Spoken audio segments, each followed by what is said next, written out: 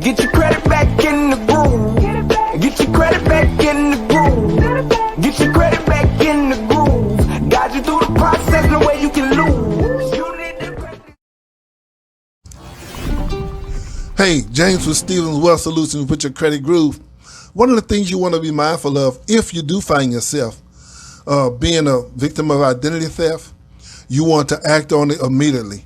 You want to close those accounts or put them on hold. If you lost a credit card or debit card, you want to put it on hold. Even if you're just circumspect and not sure if you've been a victim of identity theft or not. I know I have at least three to four times in my life. And I just put a freeze on everything. I call the bank, call your credit union, call whomever, wherever your pertinent information is. Especially if you deal with online banking and you suspect that it's been hacked, which I have several times, maybe once for sure, but the other times I just wasn't sure. But you have to take the proper precautions because it's your responsibility. Although you do have sometimes to where you have the protection to where they'll freeze it. I was out of town before and I forgot to tell my credit union that I was out of town, and I made a purchase, and after that they froze my assets, they froze my account, and I was like, oh my goodness, I need to get some money out of this account. So I wasn't able to do it. Now you got Cash App, so you can put money in Cash App and just send it to your Cash App account and use it if you need to.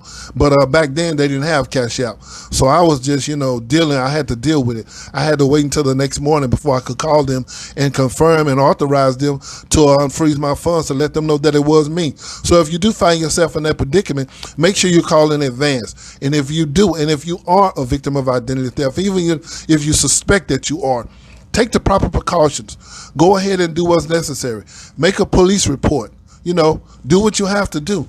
Get the information so in the event something happens, you're not held responsible for those funds.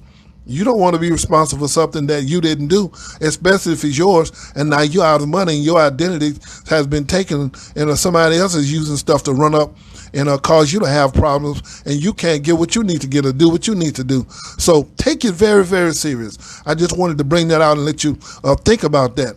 So when you're victim of identity theft, if you're not sure, put a freeze on it until you are sure. And then if you can't prove it, go ahead and change your information. Let them close it and then reopen it again. You might have to change in financial institutions, whatever it takes. Remember, it's your life. It's your information. It's your assets. You don't want somebody holding something over your head where you did this or you did that, especially if you did it with check systems. I remember back in the day, people used to write bag checks all the time. People made a living doing that. And sometimes they were not able to be traced. They were never caught. But you out of some money. So you have to do that so that can be replenished. So you're not the one being held responsible. So this has been James with your Credit Guru of the Day with Stevens Wealth Solutions. I just want to pray this blessing over you. I pray God's blessing on your life, for you and your family, to getting your credit back on track and back in the groove. And remember, success leaves clues. Get your credit back in the